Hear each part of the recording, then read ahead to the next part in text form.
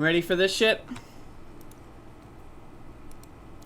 When a new district attorney takes office, police kill fewer people, our research finds. We found no changes in crime rates, arrest rates, or assaults on police. Data that suggests that officers can de-escalate while remaining just as effective.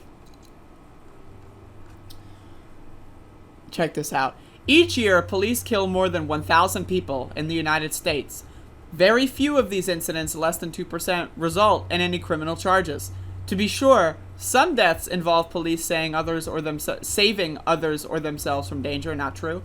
But just as surely, some incidents involve police misconduct.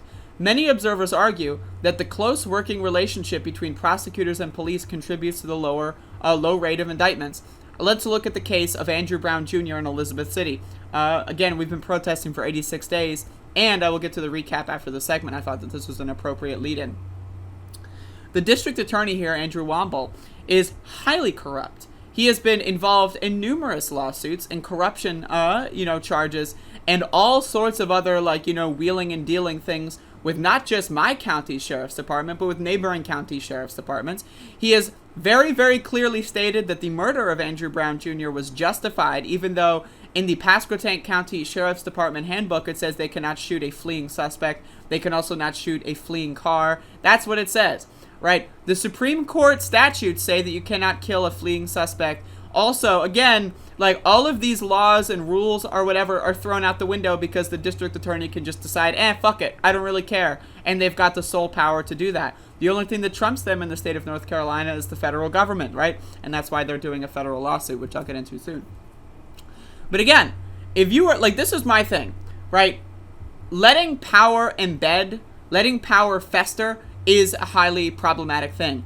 When you, if we have two bad apples, right, and you let one bad apple sit there and ferment versus moving the apples over and over and over again and swapping them back and forth. You got a bad apple, you let it ferment for 4 years, you throw it in the garbage, you put another apple there, it rots, it ferments, and it gets, you throw it in the trash, you put another one there, right? That's the idea, right? So when it comes to voting for a district attorney, always try to vote the other guy out. If it's a Republican, vote that motherfucker out. If it's a Democrat, vote for their primary opponent, right? Unless the primary opponent's like a corporate stooge, right? There's a lot of exceptions to this rule, right? When it comes to the sheriff's department, you don't want these people to have power fester, especially when you've got situations where the sheriff has been there for a long time, the DA has been there for a long time, right? You have all these other, prosecutors that have been there for a long time. You have judges that have been there a long time. You have police officers that are there for a long time. They become friends. They back each other up. They scratch each other's backs. And that's a huge fucking problem. And again, if you just switch the power, if you have bad guy number one to bad guy number two, and they're both equally as bad on policy, just the sheer fact that they don't have those relationships is going to make situations slightly better. And that's what this article is proving. How do police officers react when a new prosecutor takes over? Are police more cautious about using force if they feel more uncertain about whether they might be investigated? In new research, Harriet Garrow and I find that when a new district attorney takes office, police kill fewer people. Deaths decline, no matter what the new prosecutor's political party or policy platform might be. During that time, we find no changes in arrest rates or assaults on police officers. That suggests that officers can de-escalate situations without either restraining from policing or risking greater harm to themselves. I'm sorry. I'm a little burpy because I'm drinking a lot of carbonated beverages this morning. We studied recent elections of local prosecutors, commonly called district attorneys or DAs.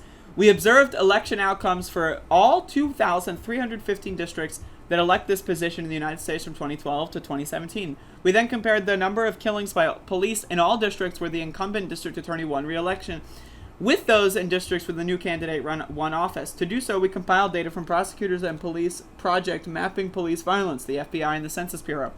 We found that a new district attorney taking office is associated with a 17% reduction in police killings, equivalent to 0.08 deaths per district per year. But this doesn't tell the whole story.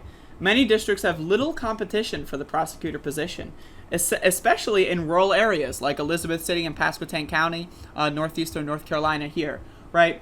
Law enforcement in districts where incumbents are sure to win could be very different from law enforcement in districts where the incumbent routinely faces new challengers who have real chances of winning.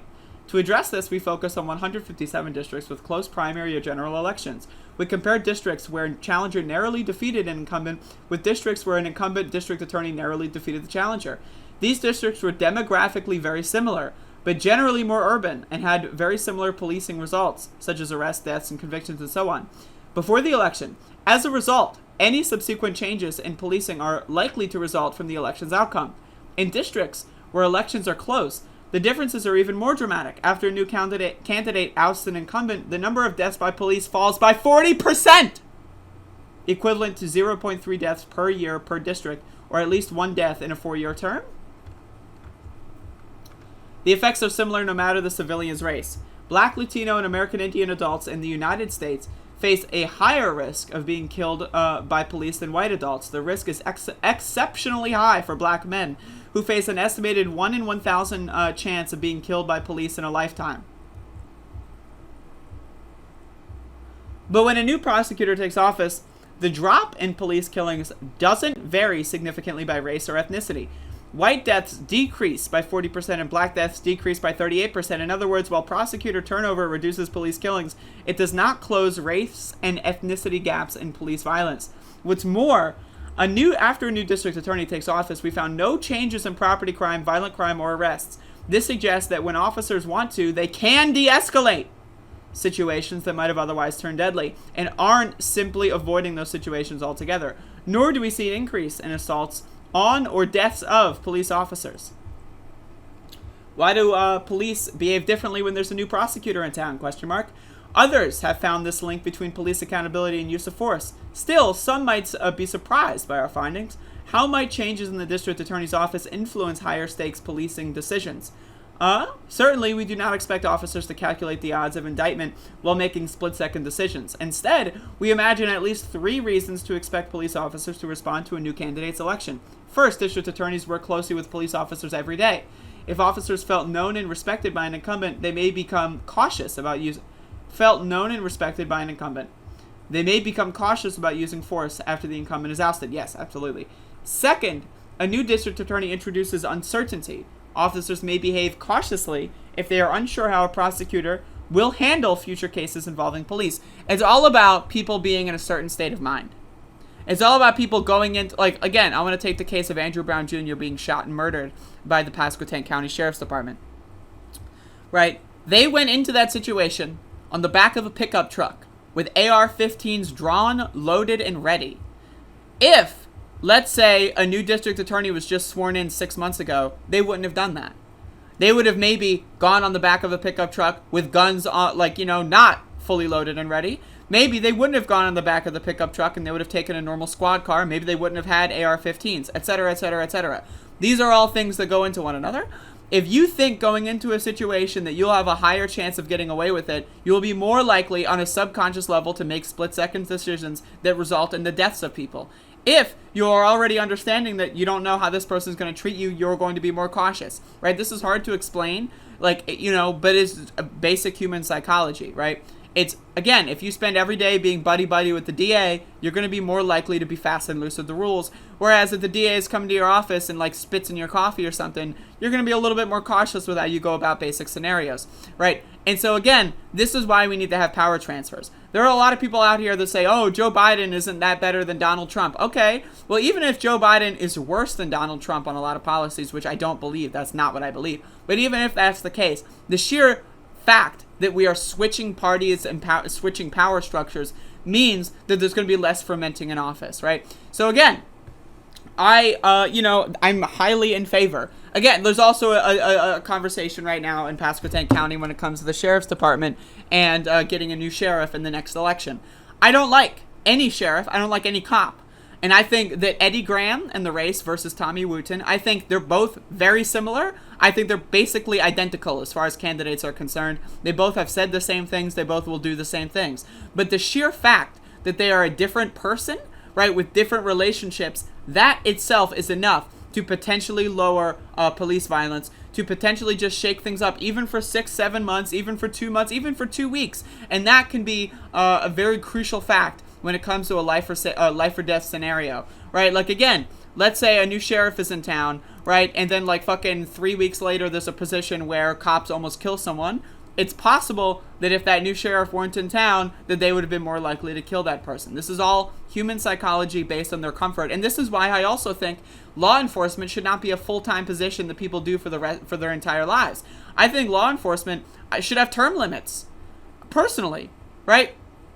We should not have people that are very comfortable with having guns and pointing guns at people. People should always be very uncomfortable pointing guns at people, right? You should not be in a position where after you kill someone, you're back allowed on the force. If you kill someone, even if, let's say, hypothetically, which I never think that this is the case, hypothetically, let's take a police killing is justified. You should just be laid off. You shouldn't have to work as a police officer anymore. You are no longer capable of performing that duty. You have killed someone. Your psychology has changed permanently and irreparably, and you can no longer be trusted out on the street. I don't care if someone was coming at you and about to kill you and your family or whatever. Fine. If the shooting is justified, which I think it's very impossible or very, very close to impossible for a shooting to be justified. But, again, even if the shooting was justified, you should not be allowed to be law enforcement anymore. Your psychology has been permanently changed. You cannot be trusted with guns. And that's just my thing. That's just how I think police officers should have term limits.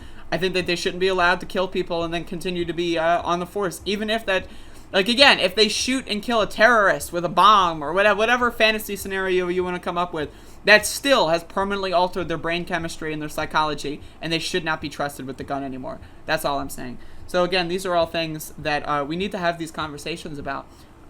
State violence is only getting worse, right?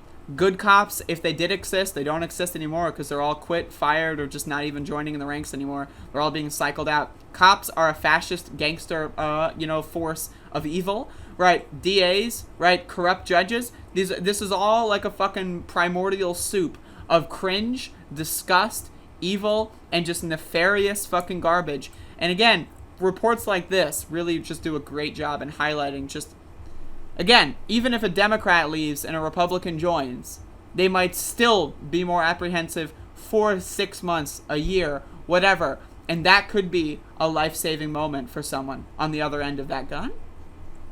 So, I wanted to cover that. Before I covered the protest coverage